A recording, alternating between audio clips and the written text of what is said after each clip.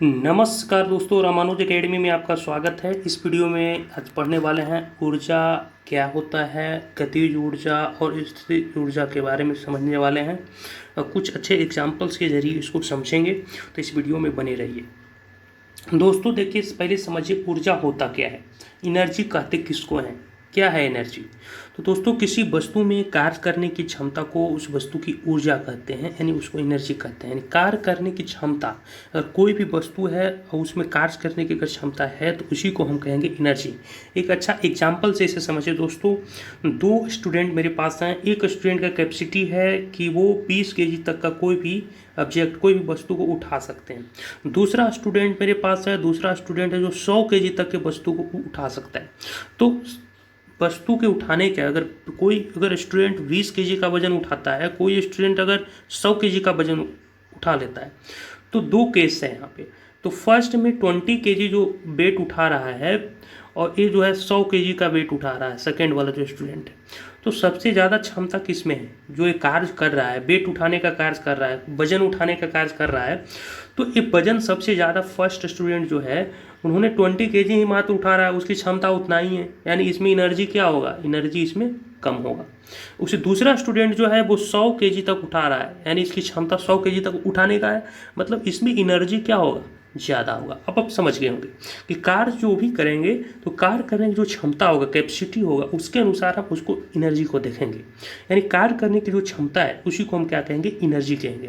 दोस्तों एनर्जी जो होता है यानी ऊर्जा एक अदिश राशि होता है दोस्तों, और इसका एसआई मात्रक जूल होता है। क्योंकि कार्य करने की क्षमता को ऊर्जा कहते हैं और कार्य का एसआई मात्रक क्या होता है, जूल होता है। इसलिए ऊर्जा का भी एसआई मात्रक दोस्तों जूल होता है। ठीक है दोस्तों, अब समझते हैं दोस्तों यांत्रिक क्या है, यांत्रिक ऊर्जा क्या है।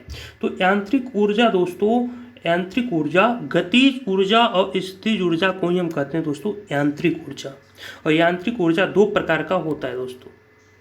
यांत्रिक ऊर्जा दो प्रकार का होता है, गतिज ऊर्जा और स्थितिज ऊर्जा। तो हम इस चीज़ को आज समझेंगे कि गतिज ऊर्जा क्या है और स्थितिज ऊर्जा क्या है। तो गतिज ऊर्जा दोस्तों किसी वस्तु की गति के कारण उसमें जो ऊर्जा होती है उसे गतिज ऊर्जा कहते हैं। दोस्तों जैसे बहुत सारे एग्जाम्पल से आप समझिए यहाँ पे कि देखिए दोस्तों, ये है हमारा हाइड्रो पावर प्लांट है। और हाइड्रो पावर प्लांट में क्या होता है कि दोस्तों वाटर, यहाँ से डैम से वाटर आता है, वाटर से यहाँ पर टरबाइन क्या होता है, टरबाइन घूमता है और यहाँ से बिजली बनता है। ये बिजली आपके घरों तक पहुँचता है दोस्तों।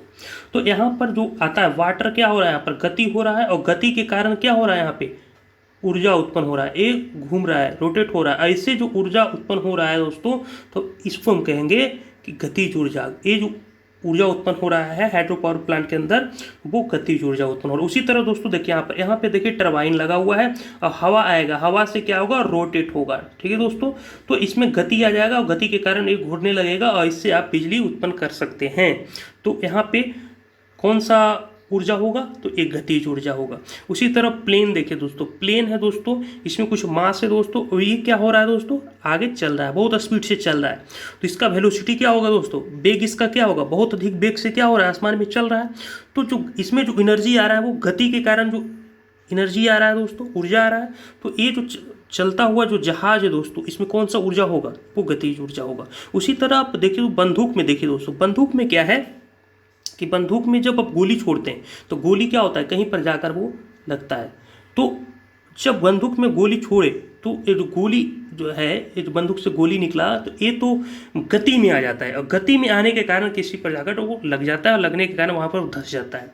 तो यहाँ पर जब वो गति में आता है तो इस कारण हम कह सकते हैं जब बंदूक से गोली छूटता है दोस्तों, किसी में जाकर लगता है, तो वहाँ पर कौन सा ऊर्जा उत्पन्न होता है, तो वो गतिज ऊर्जा, जिसे इंग्लिश में दोस्तों इसे कैनेटिक एनर्जी कहते हैं।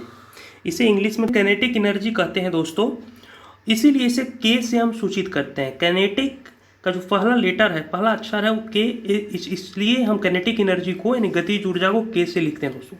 यदि एम द्रव्यमान की कोई वस्तु है और भी वेग से चल रही है तो उस वस्तु की गतिज ऊर्जा क्या होगा दोस्तों। कोई भी ऑब्जेक्ट हो सकता है, ये ऑब्जेक्ट है और ये ऑब्जेक्ट जो है इसका मास m है और ये भी वेग से चल रहा है, तो गतिज ऊर्जा क्या होगा, तो गतिज ऊर्जा होगा दोस्तों K=12 तो इस फार्मूला के दोस्तों आप याद रखेंगे। ये फार्मूला दोस्तों बहुत इंपॉर्टेंट फार्मूला है दोस्तों ये, K=12 यही गतिज ऊर्जा निकालने का फॉर्मूला है। इस फॉर्मूला से बहुत सारे न्यूमेरिकल जो होता है बनता है।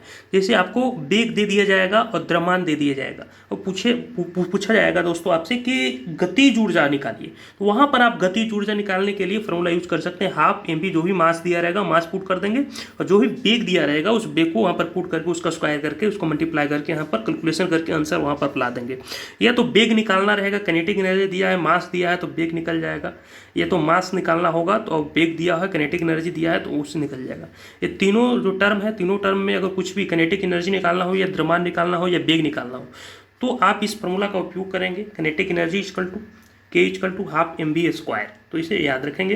ये फार्मूला से हम काइनेटिक एनर्जी निकालते हैं, किसी वस्तु काइनेटिक एनर्जी अगर निकालना हो तो इस फार्मूला का प्रयोग सीधे तौर पे करेंगे। कंपटीशन एग्जामिनेशन में डायरेक्ट फार्मूला आप प्रयोग करेंगे और तुरंत आप आंसर प्राप्त करेंगे दोस्तों। अब देखते हैं दोस्तों स्थितिज ऊर्जा क्या है। स्थितिज ऊर्जा किसी वस्तु की स्थिति के कारण उसमें जो ऊर्जा होती है उसे स्थितिज ऊर्जा कहते हैं।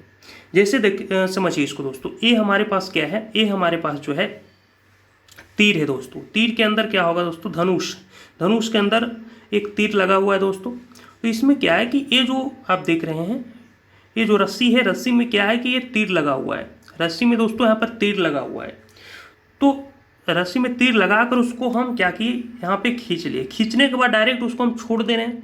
छोड़ने के बाद क्या होगा, तीर आगे की ओर आ जाएगा, है कि नहीं।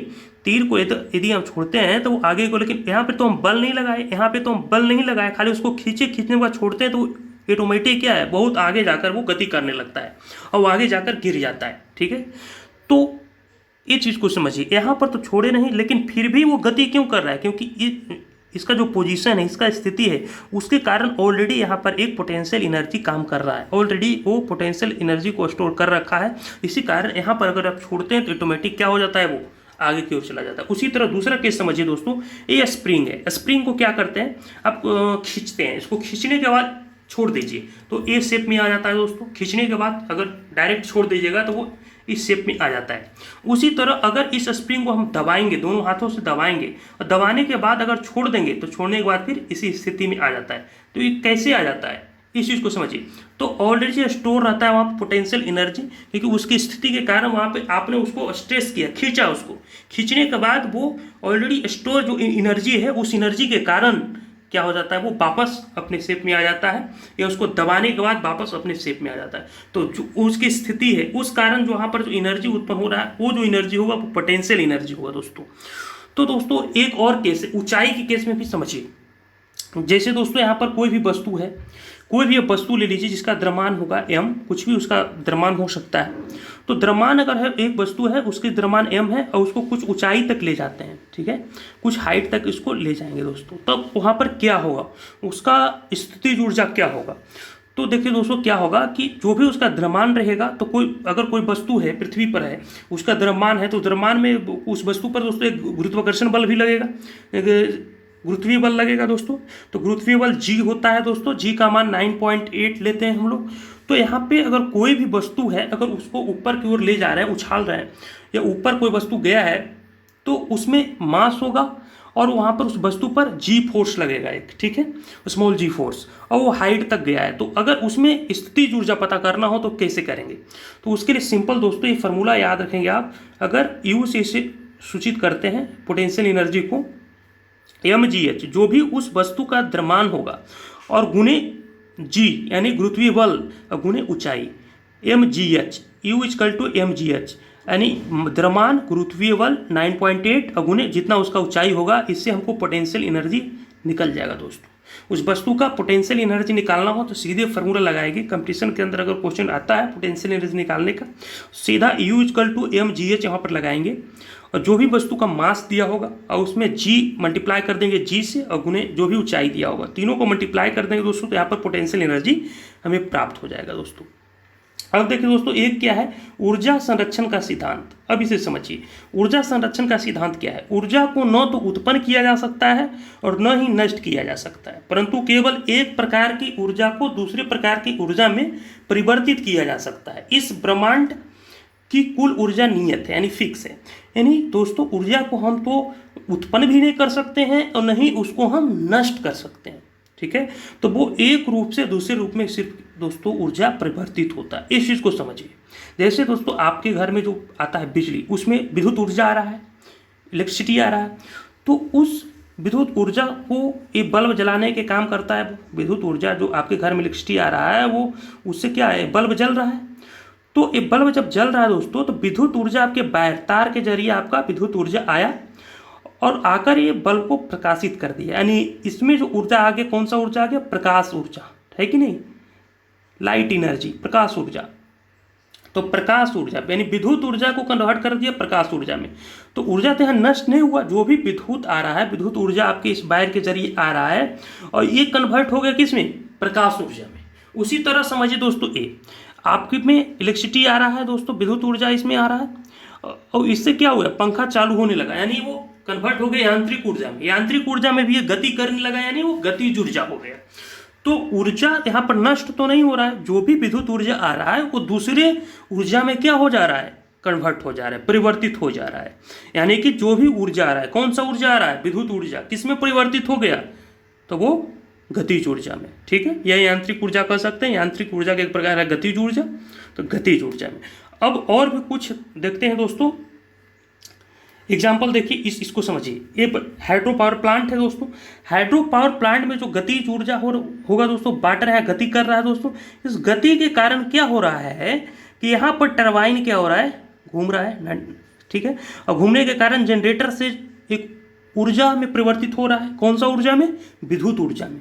तो ये जो गतिज ऊर्जा है, गतिज ऊर्जा किस में कन्वर्ट हो जा रहा है, यहाँ पर टरबाइन घूर रहा है इससे, और टरबाइन घूर कर ये ट्रांसफर हो जा रहा है विद्युत ऊर्जा में। ठीक है, जनरेटर जो है दोस्तों बिजली करता है उत्पन्न जब यहाँ पर टरबाइन घूरता है तो, और ये बिजली आपको जो है दोस्तों ट्रांसफार्मर के जरिए आपको घर पहुँच जाता है। तो ये जो आप देखिए यहाँ पर गतिज हो रहा है, पानी तो गति कर रहा है, गति के कारण ही तो ये घूर रहा है। इसके घूरने के कारण जो यहाँ पर ऊर्जा उत्पन्न कर रहे हैं हम, बिजली, विद्युत ऊर्जा, ये आपके घर तक पहुँच रहा है। यानी कि यहाँ पर गतिज ऊर्जा को कन्वर्ट कर रहे हैं किसमें, विद्युत ऊर्जा के अंतर्गत। समझ गए दोस्तों। तो यहाँ पे क्या ऊर्जा खत्म हुआ, ऊर्जा नहीं तो खत्म कर सकते हैं ऊर्जा को, ऊर्जा नहीं तो उत्पन्न कर सकते हैं। एक ऊर्जा क्या हो रहा है, ट्रांसफर हो रहा है, परिवर्तित हो रहा है, एक रूप से दूसरे रूप में ऊर्जा क्या हो रहा है, परिवर्तित हो रहा है। कुछ ऊर्जा का रूपांतरण, जैसे सौर सेल है, तो सौर सेल में क्या होता है दोस्तों, प्रकाश ऊर्जा को विद्युत ऊर्जा में बदला जाता है। सौर सेल के अंदर प्रकाश ऊर्जा को विद्युत, सौर प्लेट देखेंगे, इस पर क्या होता है, प्रकाश पड़ता है, इससे हम लोग क्या करते हैं, विद्युत का उत्पादन करते हैं। तो डायनमो में क्या होता है दोस्तों, डायनमो में यांत्रिक ऊर्जा को किसमें बदला जाता है, विद्युत ऊर्जा में। और विद्युत मोटर में दोस्तों विद्युत ऊर्जा को यांत्रिक ऊर्जा में। माइक्रोफोन को दोस्तों ध्वनि ऊर्जा को विद्युत ऊर्जा में बदला जाता है। लाउड स्पीकर को दोस्तों विद्युत ऊर्जा को ध्वनि ऊर्जा में बदला जाता है।